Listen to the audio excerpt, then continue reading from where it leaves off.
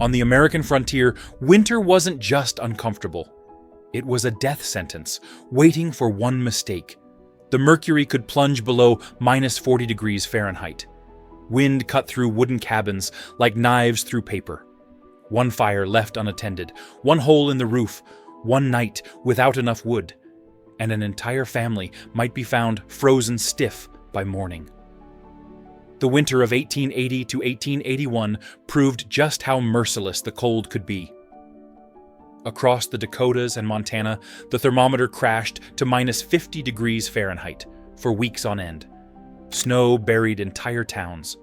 Trains froze to their tracks. Even settlers who had survived years of hardship suddenly faced conditions that pushed every survival trick they knew to the limit. The difference between those who endured and those who didn't often came down to a single choice made before nightfall. Those who lived through it weren't lucky. They were prepared. They had tricks that turned flimsy cabins into makeshift fortresses, and habits that meant the difference between life and death. So how did they manage it? How did families without modern stoves or heaters survive when nature tried to freeze them solid? What emergency methods kept children alive through the coldest hours? Today, we'll uncover the real survival systems of frontier families, their strategies, their failures, and the brutal reality of staying alive when winter gave no mercy. Homes as fortresses against the cold. Surviving the frontier's coldest nights started with one basic question: what kind of box are you sleeping in? Because if that home had gaps wide enough for a mouse to stroll through, you weren't waking up in the morning. For many settlers, the answer was the log cabin. Simple, rough, but effective. Trees were cut down, notched, and stacked into walls. The gaps between logs were filled with mud, clay, straw, or even moss. This process, called chinking, wasn't pretty, but it meant the difference between a cabin that trapped warmth and one that turned into a glorified wind tunnel. The tighter the seal, the less the family would freeze when the prairie wind came screaming at 2 a.m. But on the Great Plains, where trees were as rare as palm trees in the Arctic, wood was a luxury. Families there built sod houses. Yes, that means exactly what it sounds like. Bricks of earth and grass. Imagine carving the prairie into blocks and stacking it into a home. These sod walls were thick, heavy, and ugly enough to make you cry. But they had one undeniable superpower: insulation. A sod house stayed warmer in winter than most log cabins. The cold wind outside often couldn't penetrate more than a few inches. Of course, you sometimes shared your walls with insects or mice, but at least you weren't an icicle. Even families with wooden homes didn't stop improvising. They jammed rags into cracks, tacked quilts over doors, and used animal hides as makeshift drapery.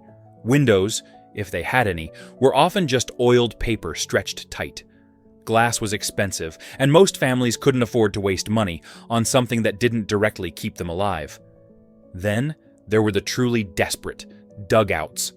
Families in parts of Kansas and Nebraska literally carved homes into riverbanks or hillsides. They looked like hobbit holes built by people with no sense of whimsy. But earth made a surprisingly decent insulator. Underground, temperatures stayed more stable, and a dugout often offered better warmth than a drafty shack above ground. The downside? Leaks, mud, and an overall vibe of prison cell with a stove. Fire. The line between life and death. If the house was your shell, then the fire inside it was your heartbeat. Without it, a frontier family didn't just risk being uncomfortable. They risked not waking up at all. In the earliest days, most settlers relied on open fireplaces. They looked romantic in paintings, but in real life, they were about as efficient as heating your house with a single candle. Fireplaces lost most of their heat straight up the chimney. That meant families had to crowd close just to thaw their fingers, while the rest of the cabin stayed freezing. Sparks also had a nasty habit of jumping out and igniting stray straw or quilts. The fire might keep you alive, but it could just as easily burn your home down while you slept. By the mid-1800s, Families who could afford them turned to cast iron stoves. These were game changers. Instead of wasting heat, stoves trapped it, radiating warmth for hours. You could cook, boil water, and heat your cabin all in one. Stoves used less wood, which meant fewer trips outside with an axe when the temperature was low enough to freeze the sweat on your eyelashes. For settlers, owning a stove wasn't just about comfort. It was about stretching survival supplies through the longest winter. But fire came with one brutal chore. It never kept itself alive. Families organized night watches to keep the flames going.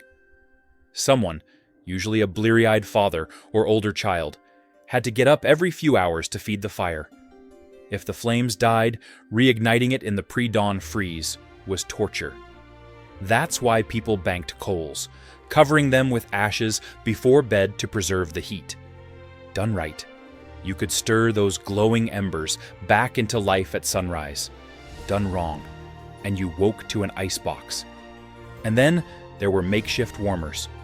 Wealthier homes sometimes had brass or copper bed warmers. Shallow pans filled with glowing coals slid between blankets to preheat the sheets.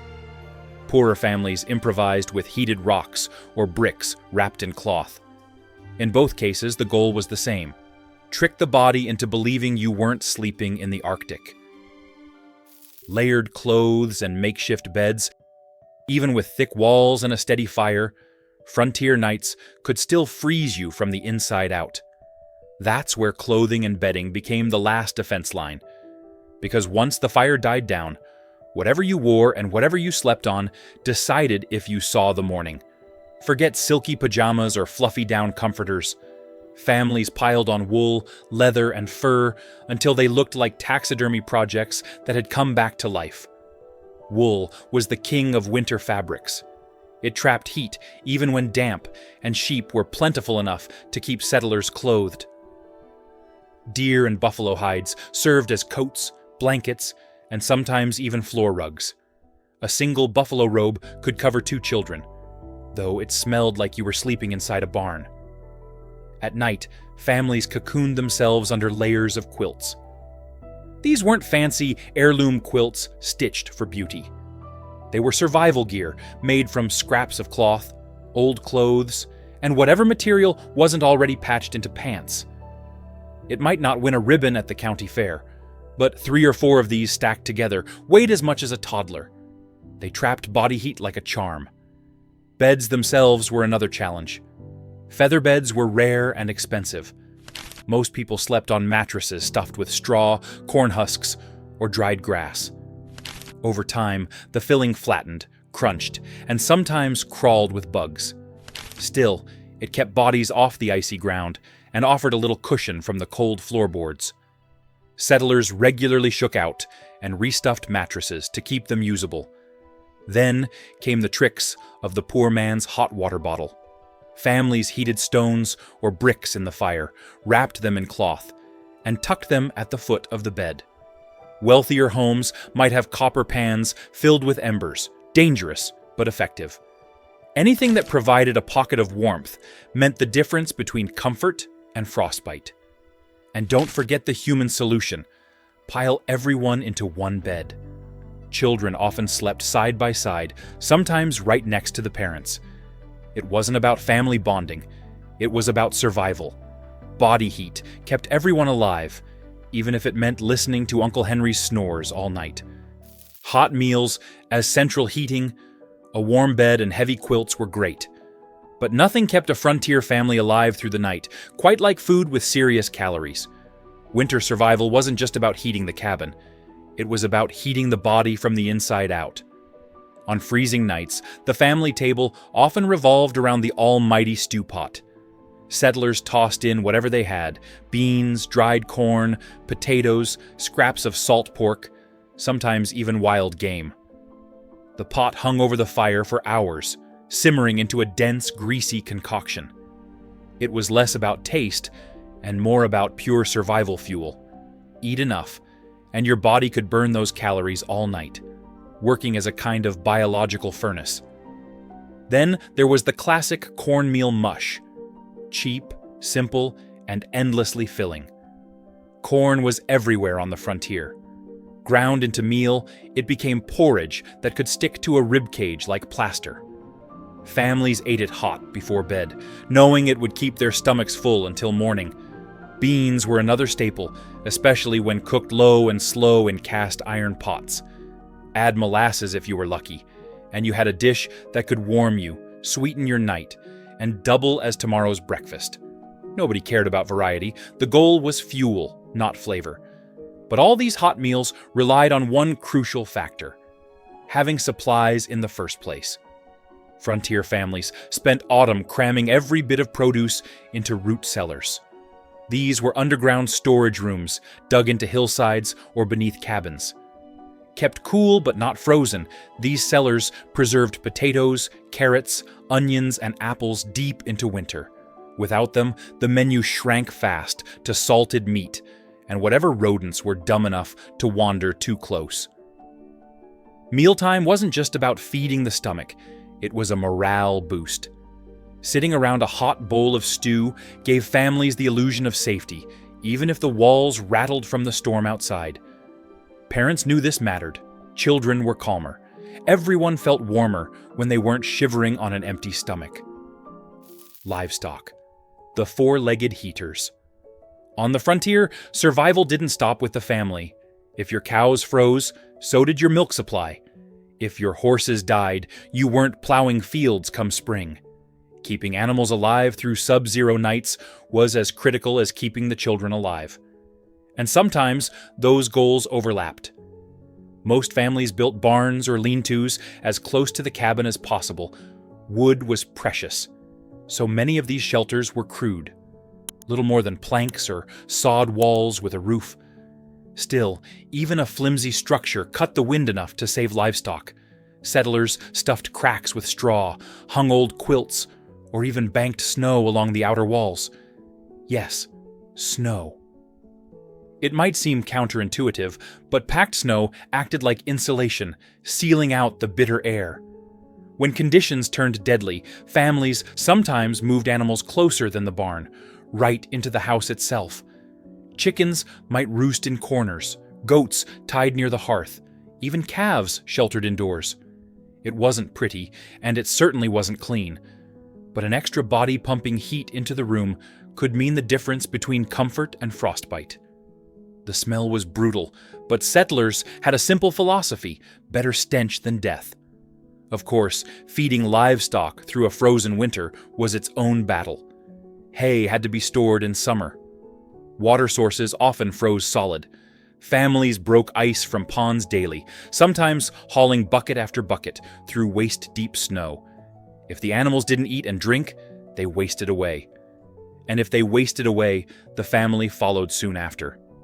Yet, animals weren't just a burden. They were unintentional heaters.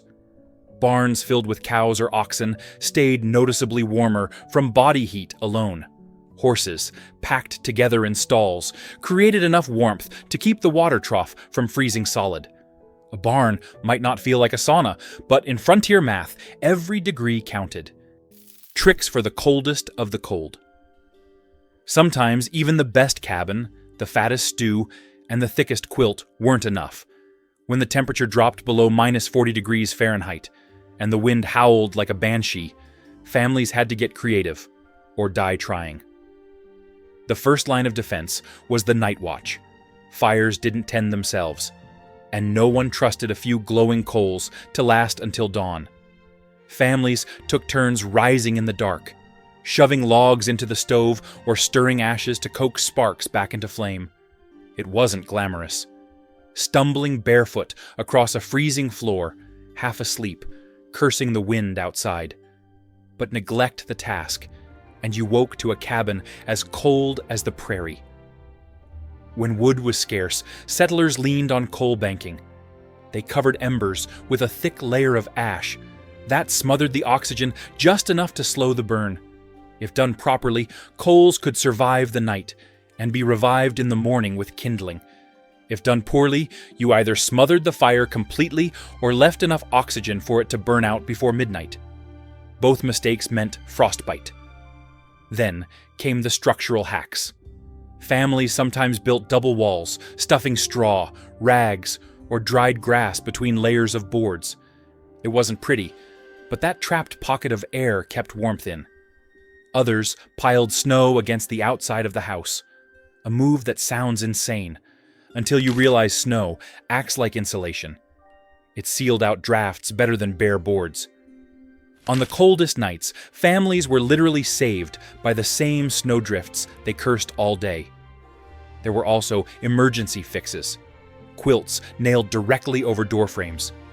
Rugs hung like shields against windows. Children made to sleep in the kitchen because it was the only room with steady heat.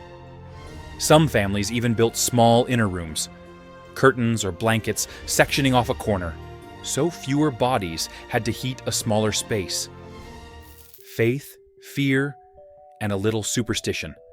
When the fire burned low and the wind rattled the shutters, families didn't just fight the cold with wood and quilts. They leaned on something less tangible: belief. On the frontier, survival wasn't only physical, it was spiritual. For many settlers, each brutal night was framed as a test from God. Sermons in frontier churches often described winter as a divine trial, meant to purify the faithful through suffering. If you survived, it meant God's blessing. If you froze, perhaps He had other plans. Families prayed before bed, asking for protection, not only from wolves and raiders, but from the frost itself. But faith wasn't the only force at play. Superstition ran strong in lonely cabins, where every creak in the rafters could feel like an omen. Some families hung herbs like sage or juniper above the door, believing they kept away illness carried by winter air. Others carried charms or coins under pillows, hoping they would ward off evil chills. A horseshoe nailed above the hearth wasn't just for luck. It was thought to trap bad spirits that might ride the wind into your home. Children, meanwhile, were taught little rituals to keep them calm: blow on the fire and whisper a wish.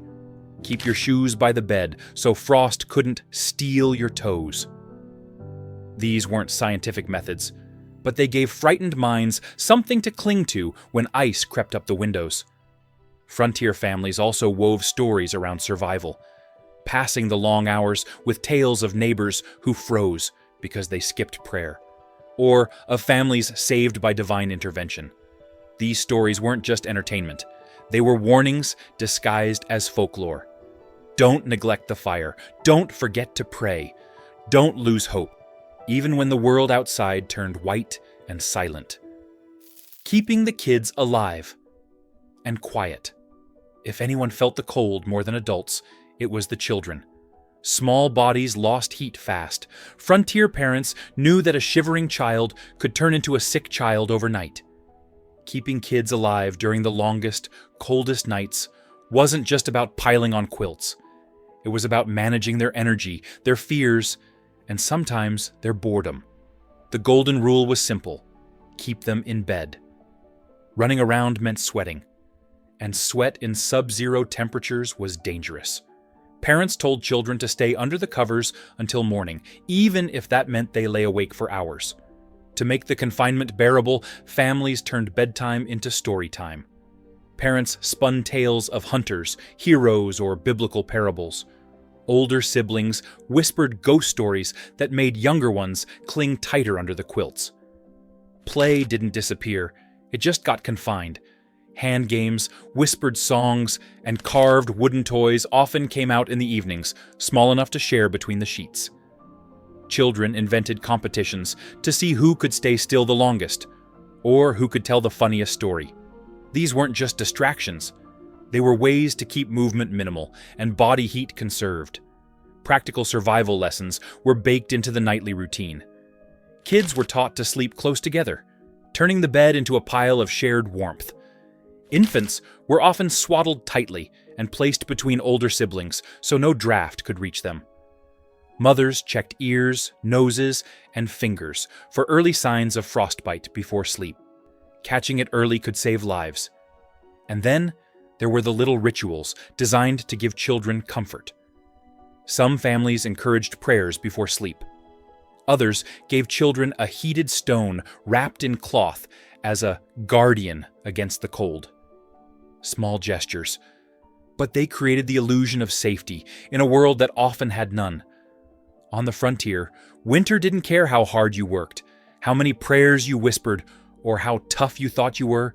It was an unforgiving equalizer. It handed out life or death, depending on how well you prepared before sunset. Looking back, it's easy to forget just how fragile life was on those frozen nights. Today, we turn a thermostat, pull on fleece, and complain when the Wi-Fi drops during a snowstorm. But for frontier families, every night of winter was a battle. And every morning they woke up alive was a victory. The secrets that kept them breathing weren't glamorous. They were muddy walls, smoky fires, itchy wool, and the stubborn refusal to give in. Yet those humble strategies shaped who survived long enough to build towns, raise children, and push the frontier westward. In the end, the coldest nights didn't just test their endurance, they defined it. Survival wasn't about comfort, it was about grit. And on the American frontier, grit was the only insulation that never failed.